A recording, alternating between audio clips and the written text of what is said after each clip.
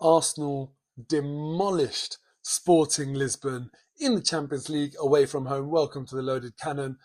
I am buzzing with that performance. Unbelievable performance. And the thing is, a lot of you, you're going to brag about this, you're going to talk about it, you're going to be smug when you see your friends tomorrow, your colleagues, whatever, and they're going to say, it's only Sporting.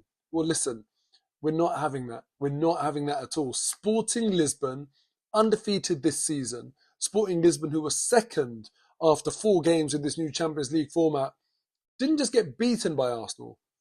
They got dismantled, absolutely demolished. We put in a performance that wasn't just a win. It's not a simple just, Arsenal win, good away win. This was a statement. And this is a statement against a team that's not used to losing. They have not lost all season. And not only that, in the commentary, they gave some stat about the last time they lost in normal time. Like, this is a really, really good team with very good players and one of the hottest prospects in Europe leading the line for them in Gyökeres. So seriously, just give us our credit. If you're watching this and you're a hater, if you're watching this and you hate Arsenal and you can't give them credit, do me a favour. Just press that like button. Just do it. Press it right now. Be a better person. Give us credit for absolutely smashing a very, very good team. Let's not forget, Man City came, they tried, they couldn't do it. And the really interesting thing about this game for me was that when Arsenal conceded early on in the second half, that to me was the test. It was a case of, all right, now, are you going to panic? Are you going to fold? Or are you going to be able to kind of turn that tide once again? And we answered that question. But you know what? We answered that question not fully, because we sort of got a very fortunate penalty. What Diamanda was thinking, the way he went into Martin Ødegaard there, real rush of blood to the head. And he was very, very lucky to stay on the pitch, in my opinion. I feel like, come on, a tackle like that from behind, of course it's a yellow. If he didn't get the first yellow, that's definitely going to be a yellow card. It should have been a simple case of yellow. And when it went to VAR, I thought the penalty was a gimme. And I thought they would then obviously see that it needs to be a yellow as well and he'd get sent off. And I thought then it would be easy street for Arsenal. But even without that red, we made it look easy.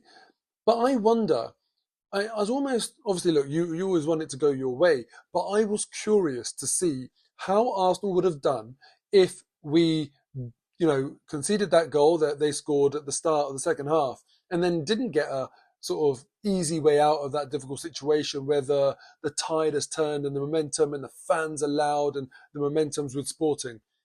But hey, we didn't get to see that, and I don't care. I'm not going to complain. The way Saka put away that penalty as well, that is a perfect penalty. Very often right footers, left footers, they like to wrap their foot around the ball. So obviously Saka wants to go with his left foot to the goalkeeper's left and to his right, and right footers vice versa. So more often than not, I think you see a goalkeeper diving that way. And unless it's perfect, if the keeper moves early, they have a good chance of saving it. But that was unsavable. Brilliant penalty from Bukayo Saka. And he was brilliant all game. He gave his man an absolute horrible evening and just absolutely unplayable. And Saka does it in, more often than not, like a very unspectacular way. Bukayo Saka is not a YouTube highlights sort of player. Don't get me wrong, he still does brilliant stuff and has really good touches and whatever. In our last game against Forest, an unbelievable opening goal. But a lot of Saka's unbelievable effectiveness on a pitch just comes from his intelligence. How clever he is in using his body, in how he receives the ball, when he moves, doesn't try stupid stuff. He's just almost like, defenders must come up against him and think, well, why did I struggle so much? It's not like he's super fast or super skillful or super strong or big, whatever, but he's just so good at everything he does, and he mixes all of that with intelligence. He's a joy to watch. Now, when you score 5 goals away from home in the Champions League, which incidentally was our joint biggest win in over 20 years, that 4-goal margin of victory, again, or winning 5-1 at least against Inter way back when. So unbelievable performance from Arsenal. And, don't let that distract you. Often teams, will play teams that aren't necessarily, top 10 in Europe, for example. I mean, no one's claiming Sporting are top 10 in Europe. They're a very good team, but they're not sort of, an absolute leader. They're not in the running to win the Champions League. But every season you're in the Champions League, you play teams of that profile. And the fact that we've gone and battered them 5-1, and the last time that happened was about 20 years ago, shows you how good the performance was today. And I don't want anyone to think that, for whatever reason, because it felt quite easy, that it wasn't a good performance. It really, really was. We just got it bang on against Sporting today, and we deserve so much credit. I really hope that this turns the tide in terms of, Nottingham Forest, and this game sort of turns the tide, because since the international break, we've come back, we've looked brilliant. And, you'll remember I saying that I wanted the international break. I felt like we needed to get away from club football and have a bit of a break, and it's done us wonders. Now, it was so important we won today, because even though we won today and we're at 8 points in the table at the minute, we're 7th on goal difference. If Villa and Dortmund win tomorrow, then we drop out of the top 8, which is automatic qualification. We absolutely need to be there. Now, had we lost today and Sporting had won, you start to think to yourself, God, we almost need to be perfect in our last 3 games, get 9 points out of those to qualify. And no one really knows what this new format is going to look like in terms of when you get to that last day, January 29th, all of the teams play all at the same time. By that point, some teams might already be qualified, irrespective. They might be safe and be able to rest players. Arsenal need to get that position, and let me tell you why.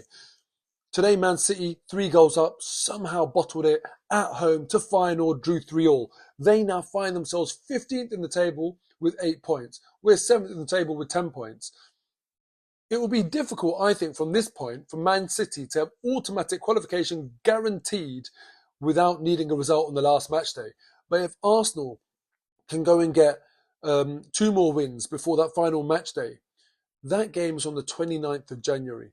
And the last game and the next game in the Premier League, guess who it's against? On the 1st of February, might change because of TV. I'm not sure if that has been decided yet. In fact, yeah, it will definitely change because of TV, because right now it's saying it's a Saturday 3 p.m. kickoff, and it never will be against Man City. So yes, that game will move. We'll probably move to the Sunday. But you think Arsenal playing Wednesday, January 29th, so are Man City, to guarantee qualification from the Champions League and hopefully, get automatic qualification for us. Hopefully we'll already have it in the bag. If they have to play for that result, a few days later, Arsenal versus Man City at our place in the Premier League. Now that is the competitive advantage we need against Man City days before that game, to say we can just rest players, guarantee ourselves qualification, and Man City have to go and get a result. Now, Man City are playing Club Brugge. Arsenal have got Girona away. Man City are at home in that last Champions League game. So it'd be even better if they were away. But we certainly don't want to be going away from home and playing all of our regulars.